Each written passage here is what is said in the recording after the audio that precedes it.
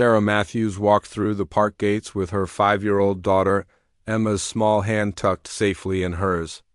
The morning sun cast long shadows across the playground equipment, and the sound of children's laughter filled the air. Sarah checked her phone for the third time in 10 minutes. Her mind still racing with thoughts of the board meeting she'd left early to be here. As the CEO of Matthews Tech Solutions, Sarah was used to controlling every aspect of her life. She managed million-dollar deals, led teams of hundreds, and made decisions that affected thousands of people. But when it came to her daughter Emma, she felt completely helpless. Emma hadn't spoken a single word in over 2 years, not since the accident that took her father's life. The doctors called it selective mutism, a response to trauma. They said Emma was physically capable of speaking but had simply chosen not to. Sarah had tried everything: therapy, specialists, different schools, even changing their entire routine. Nothing worked. Emma remained locked in her silent world, communicating only through nods, head shakes, and the occasional tug on Sarah's sleeve. "Look, sweetheart," Sarah said softly, kneeling down to Emma's level. "There's the swing set you like. Want to go play?" Emma nodded and walked toward the swings, her long brown hair bouncing with each step. She wore her favorite yellow dress with tiny flowers, the one that used to make her laugh when her father would spin her around in their backyard. Now she wore it like armor, a connection to happier times. Sarah pushed Emma on the swing, watching her daughter's face for any sign of joy or excitement. Emma's expression remained neutral, her dark eyes focused somewhere far away. Other children ran and played around them, their voices creating a symphony of childhood happiness that Emma seemed unable to join. "Higher, Mommy! Higher!" a little boy called out from the swing next to them. His father, a tall black man with kind eyes and gentle hands, pushed his son with easy rhythm. "That's high enough, Marcus," the man laughed. "Any higher and you'll fly away." "I want to fly, Daddy." "Like Superman." Sarah watched this interaction with a mixture of longing and pain. She remembered when Emma used to chatter constantly, asking endless questions about everything she saw. "Mommy, why is the sky blue? Mommy, where do butterflies sleep? Mommy, can we get ice cream after the park?" Those days felt like a lifetime ago. The man noticed Sarah watching and offered a warm smile. "Beautiful morning for the park," he said. "Yes, it is," Sarah replied, surprised by how rusty her voice sounded. She spent her days talking to people, negotiating, presenting, commanding rooms full of executives. But casual conversation with another parent felt foreign to her now. "I'm David," the man said, slowing his son's swing. "This is Marcus. We come here every Saturday morning. It's our tradition." "Sarah," she responded. "And this is Emma." David's eyes moved to Emma, who had stopped swinging and was now sitting perfectly still, watching Marcus with curious intensity. "She's beautiful," David said genuinely. "How old is she?" "5, Sarah said. "She be 6 next month." "Same age as Marcus," David smiled. "Maybe they'd like to play together?" Sarah's chest tightened. She'd been through this before, well-meaning parents trying to arrange playdates, not understanding that Emma wouldn't participate. It always ended with awkward explanations and pitying looks that made Sarah want to disappear.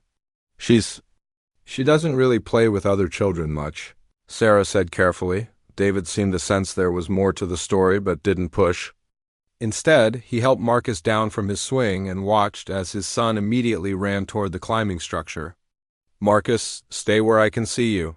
He called out. Emma had climbed down from her swing too and was following Marcus at a distance. Sarah felt her usual anxiety spike. Emma would watch other children play but never joined in. It broke Sarah's heart every time. "She can follow him if she wants," David said gently. "Marcus is good with shy kids. His cousin is pretty quiet too." Sarah wanted to explain that it wasn't shyness, that Emma hadn't spoken since her father died, that she'd tried everything and nothing worked. But the words stuck in her throat. She was tired of being the mother with the special situation, tired of the careful way people talked around Emma's silence.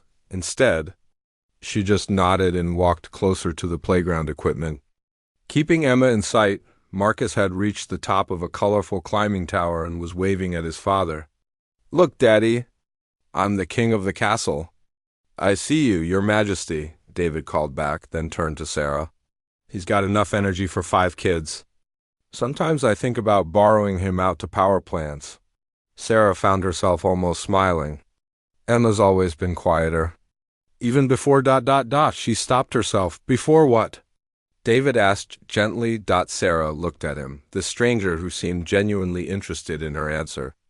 There was something in his eyes that reminded her of her late husband, a kindness that made people want to open up. "Before her father died," Sarah said quietly. "Car accident 2 years ago.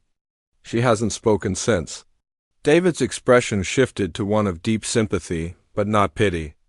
"I'm sorry for your loss. That must be incredibly hard for both of you." "The doctors say she talk when she's ready," Sarah said, surprised by how much she was sharing. "But sometimes I wonder if she ever be ready." They stood in comfortable silence for a moment, watching their children. Marcus had made his way down the slide and was now building something in the sandbox. Emma sat on a nearby bench, watching him work with intense concentration. "You know," David said thoughtfully, "my grandmother used to say that some people process grief in silence. She said talking wasn't the only way to heal." "Your grandmother sounds wise," Sarah said.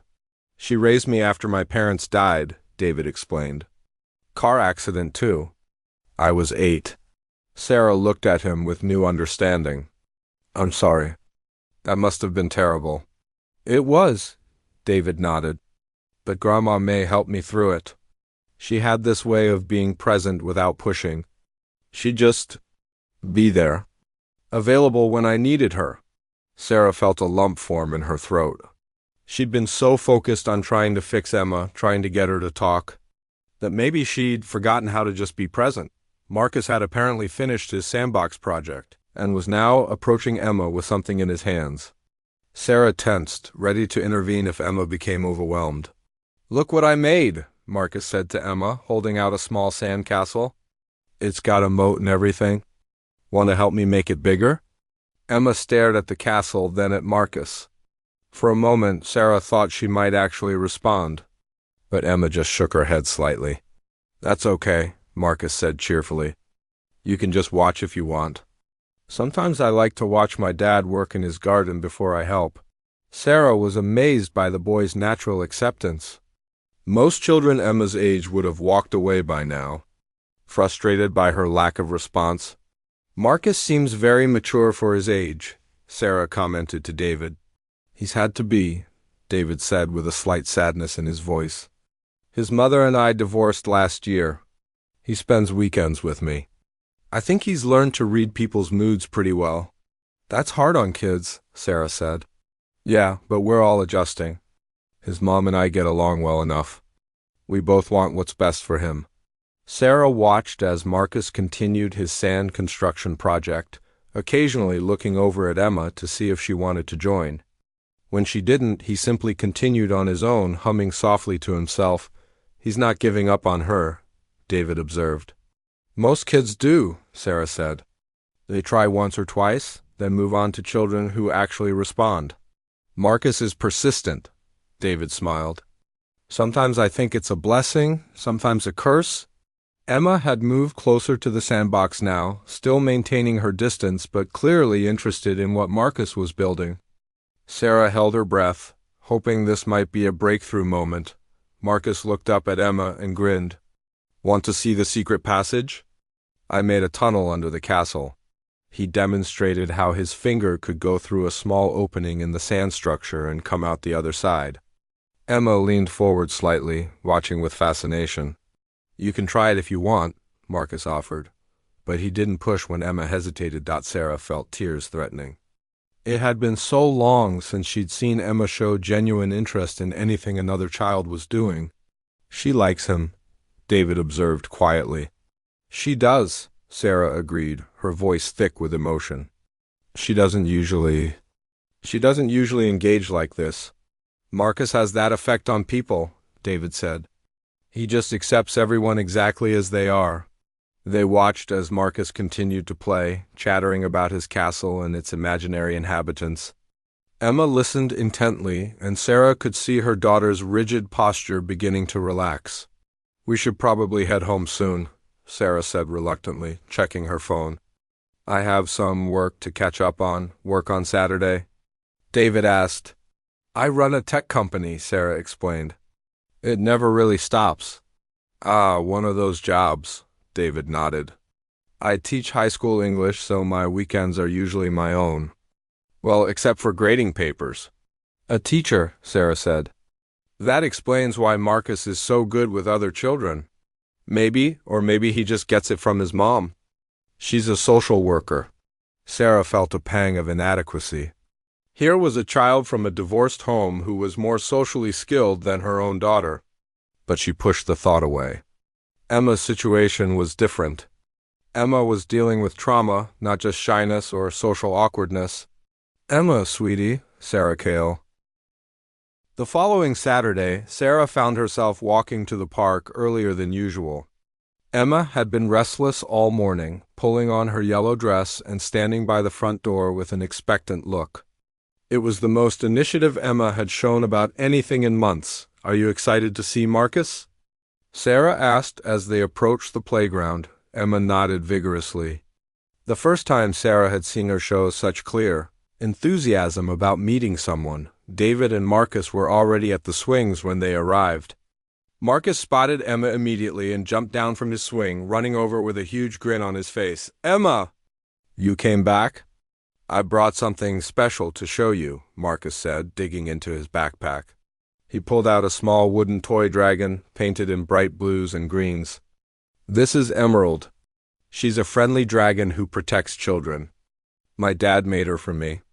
Emma's eyes widened as she looked at the dragon. She reached out tentatively, then pulled her hand back. "You can touch her," Marcus said gently. "She likes making new friends." David walked over to Sarah with a warm smile. "Good to see you again." "Marcus has been talking about Emma all week." "Really?" Sarah felt a flutter of happiness. "Emma has been different this week. More alert, I guess. I think she was looking forward to coming back." "That's wonderful," David said. "It's amazing what a connection with another child can do." They watched as Marcus carefully placed the dragon in Emma's hands. Emma held it like it was made of glass, turning it over to examine every detail. "My dad carves lots of animals," Marcus explained. "He taught me how to make the scales smooth with sandpaper." "Want to see?"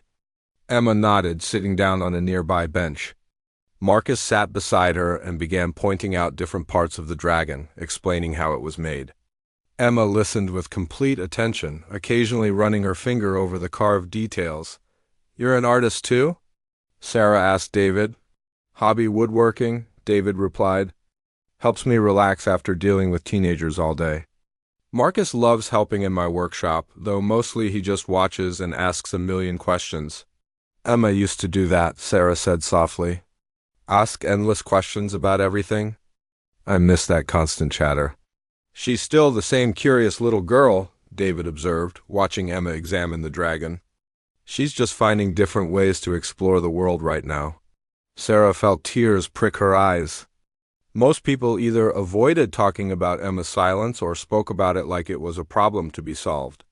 David talked about it like it was simply another way of being. "Can Emma keep Emerald for a while?" Marcus asked his father. "I think she really likes her." "That's very generous, son, but Emerald belongs to you," David said. "But Emma doesn't have a dragon," Marcus replied with the simple logic of a 6-year-old. "Everyone should have a dragon friend." Emma looked up at Marcus with such gratitude that Sarah's heart nearly broke. Slowly, carefully, Emma reached out and touched Marcus's hand, then pressed the dragon back into his palm. "She's giving it back," Sarah explained. "Emma's very careful about other people's things." But Marcus shook his head. "No, I want her to have it, really. I can make another one with Dad, right?" David looked at Sarah questioningly. "If it's okay with Emma's mom, I think that would be fine. We can always make another dragon. Are you sure?" Sarah asked. "That's incredibly generous." "Marcus doesn't offer his treasures lightly," David said. If he wants Emma to have Emerald, then Emerald has found a new home. Emma clutched the dragon close to her chest and looked at Marcus with shining eyes. Then, to everyone's amazement, she stood up and gave Marcus a gentle hug.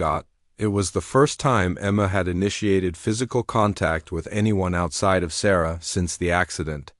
"Wow," Marcus said happily, hugging her back. "You give really good hugs, Emma." Sarah felt tears streaming down her face.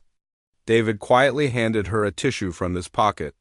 "She hasn't hugged anyone in 2 years," Sarah whispered. "Anyone except me?" "Kids know when they're safe," David said gently. "Marcus has that gift, making people feel safe." Over the next hour, Sarah watched in amazement as Emma and Marcus played together. It wasn't traditional play. Emma still didn't speak or run around like other children, but she followed Marcus everywhere. Watching as he built elaborate sand structures, collected interesting rocks, and chased butterflies, Marcus seemed to understand instinctively how to include Emma without overwhelming her. He would explain what he was doing, offer her simple ways to help, and never seemed frustrated when she chose to just watch instead. "Look, Emma," Marcus said, crouching down by a flower bed. "These are my favorite flowers. Mom says they're called marigolds. They smell really nice." He picked one and held it out to Emma. She took it carefully and brought it to her nose, closing her eyes as she inhaled the scent. "They smell like sunshine, don't they?" Marcus said. Emma opened her eyes and looked at Marcus with such understanding that Sarah wondered if she might actually try to speak, but instead, Emma picked her own marigold and handed it to Marcus. He accepted it with the solemnity of someone receiving a great gift. "Thank you, Emma," he said seriously. "This is the most beautiful flower I've ever gotten." Emma smiled, actually smiled, for the first time in months. "Did you see that?" Sarah whispered to David. She smiled. "I saw," David said, his own voice thick with emotion. "She's starting to come back." "The therapist says I shouldn't expect too much too fast," Sarah said. "But I can't help hoping."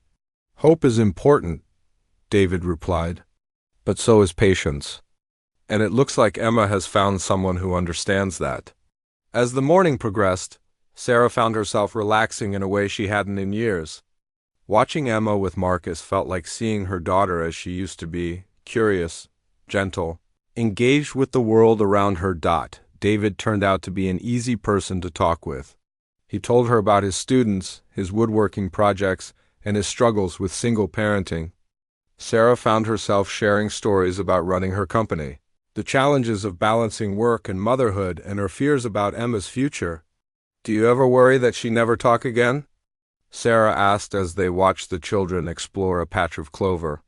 "I think she'd talk when she has something important enough to say," David said. "Some people need silence to process the world. Others need constant conversation. Neither is wrong." "The doctors keep saying she's choosing not to speak," Sarah said. "But what if it's not a choice? What if she's just lost the ability?" "Look at her with Marcus," David said gently. "Does that look like someone who's lost the ability to communicate?" Sarah watched as Emma pointed to a butterfly that had landed on Marcus's shoulder.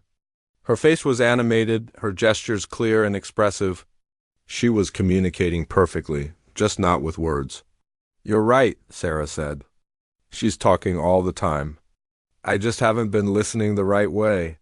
"Parents put so much pressure on themselves," David said.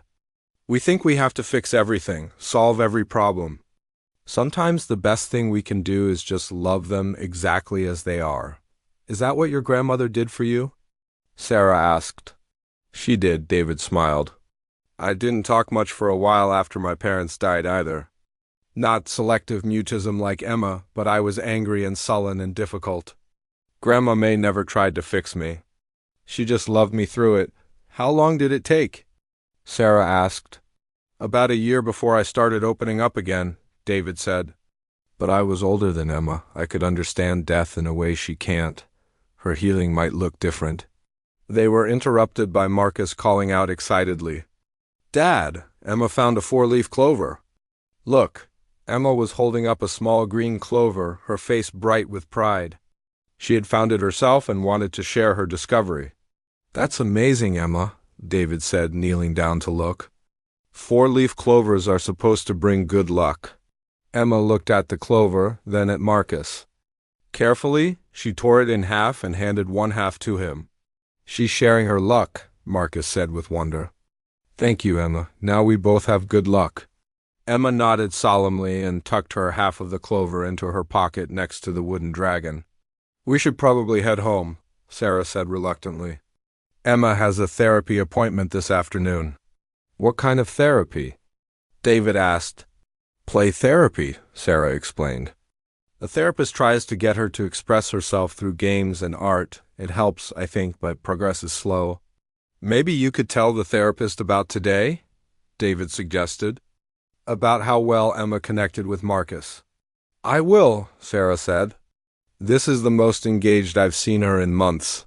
As they prepared to leave, Marcus looked sad. Will Emma come back next week? Sarah looked at Emma, who was clutching her dragon and looking at Marcus with clear affection. I think she'd like that, Sarah said. We'll be here. Awesome, Marcus said. I'm going to ask Dad to help me carve something new to show you. Emma, maybe a butterfly since you like them. Emma's smile returned, and she gave Marcus another spontaneous hug. Walking back to the car, Sarah felt lighter than she had in years. Emma was still holding her dragon, and she kept looking back toward the playground where Marcus was still waving goodbye. You really like Marcus, don't you? Sarah asked. Emma nodded enthusiastically. He's a special friend, Sarah continued. And his daddy seems very nice, too. Emma looked up at her mother and nodded again, then did something that made Sarah's heart skip a beat. Emma reached up and touched Sarah's face gently, then pointed back toward the park. The message was, 3 weeks had passed since that first magical morning at the park. Sarah and Emma had met David and Marcus every Saturday, and their friendship had grown stronger each week. Emma now carried her wooden dragon everywhere, and Sarah had watched her daughter slowly bloom like a flower finally getting enough sunlight. This particular Saturday morning started differently. Emma woke up before dawn, something that had never happened before. She sat by her bedroom window, still in her pajamas, watching the dark sky gradually lighten. When Sarah found her there, Emma was holding her dragon and looking more thoughtful than usual. Can't sleep, sweetheart? Sarah asked, sitting beside her on the window seat. Emma shook her head, then pointed outside toward the direction of the park. You want to go see Marcus? Sarah interpreted. Emma nodded. But there was something else in her expression. She looked almost determined. They arrived at the park to find David setting up a small picnic blanket under their usual tree. Marcus was helping, carefully arranging wooden animals that Sarah recognized as David's carvings. You're early today, David called out with a smile. Perfect timing, though. Marcus wanted to show Emma his whole collection. Emma walked over to the blanket, her eyes wide with wonder. There were dozens of carved animals, horses, rabbits, birds, even a tiny elephant. Marcus had arranged them like a miniature zoo. I brought all my animals so Emma could meet them, Marcus explained excitedly. This is Midnight the horse and Whiskers the rabbit and Captain Feathers the eagle. He went through each animal, giving them names and personalities. Emma listened with complete attention, occasionally reaching out to gently touch one of the carvings. Dad's been teaching me to carve too, Marcus continued. I'm not very good yet, but look what I made for you. He held out a small, roughly carved butterfly. It was clearly the work of young hands, with uneven edges and simple details. But it had been made with love and care. Emma took the butterfly reverently, examining every imperfect curve and line. It's not as good as Dad's work, Marcus said shyly. But I tried really hard. Emma looked at Marcus, then at the butterfly, then back at Marcus. Sarah held her breath, sensing something significant was about to happen. Emma opened her mouth, closed it, then opened it again. She was struggling with something, her face showing intense concentration. Emma? Sarah whispered. Emma looked at Marcus, took a deep breath, and in a voice rusty from disuse but clear and strong, said her first words in over 2 years, "Thank you, Marcus. It's beautiful." The silence that followed was deafening. Sarah felt her legs give out, and she sank to her knees on the grass. David's mouth fell open in shock. Marcus, bless him, simply beamed with joy. "Emma, you talked," Marcus exclaimed happily. "Your voice is really nice." Emma smiled, and something seemed to unlock inside her. "I like all your animals," she continued, her voice gaining confidence with each word. "Especially Emerald the dragon. She's my best friend now." Sarah was crying openly now, unable to believe what she was hearing. Her daughter's voice, the voice she'd thought she might never hear again, was filling the air with words. "I missed your voice, sweetheart," Sarah managed to say through her tears. Emma looked at her mother with understanding beyond her years. "I wasn't ready before, Mommy, but Marcus makes me feel safe to talk again." David knelt down beside Marcus, who was still grinning from ear to ear. "You did something really special, son. Emma trusted you enough to find her voice again." "I just wanted to be her friend," Marcus said simply. "Friends help each other."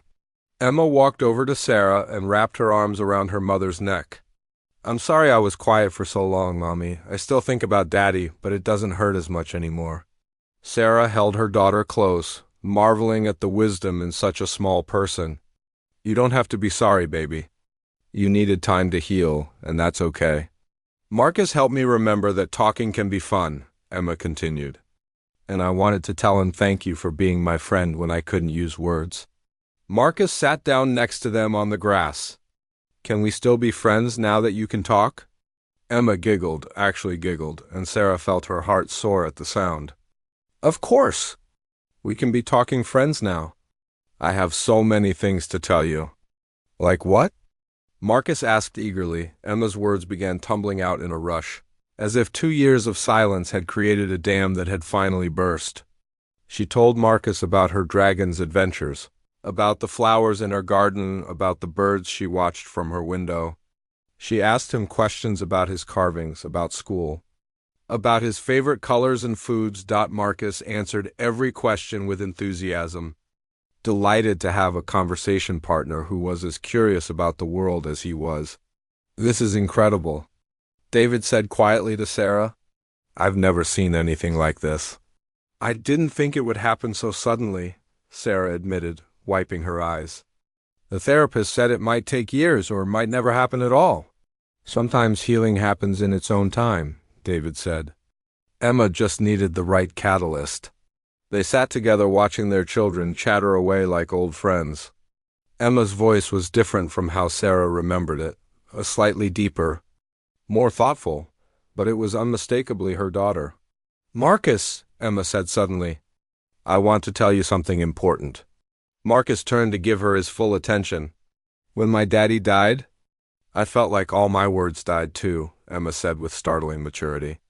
"But you helped me find new words, better words. Thank you for waiting for me." Marcus nodded solemnly. "My dad taught me that good friends wait for each other, even when it takes a long time." Emma looked over at David. "Mr. David, thank you for teaching Marcus to be such a good friend.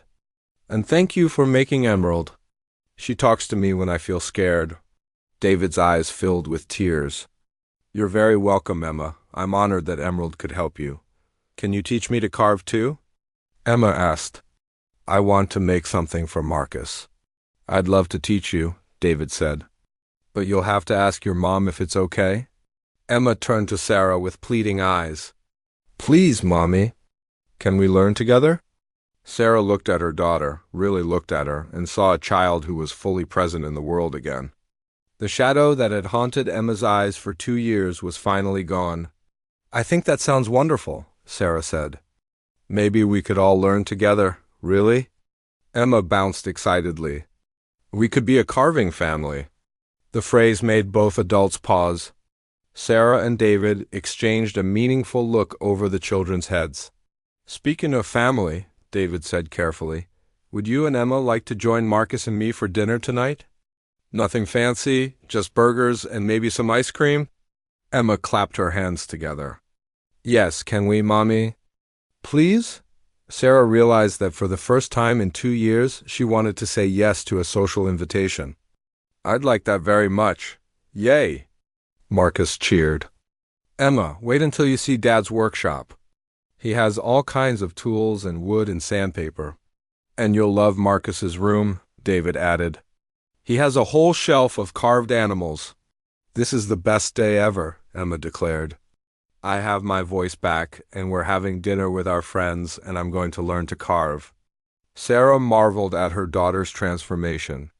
The child who had been locked in silence for 2 years was now chattering away about all her plans and dreams as they packed up the picnic and prepared to head to David's house. Emma slipped her small hand into Sarah's. Mommy, she said quietly, I think Daddy would be happy that I found my voice again. Sarah squeezed her daughter's hand. I know he would, sweetheart. He loved hearing you talk. And I think he'd like Marcus and Mr. David too, Emma continued thoughtfully.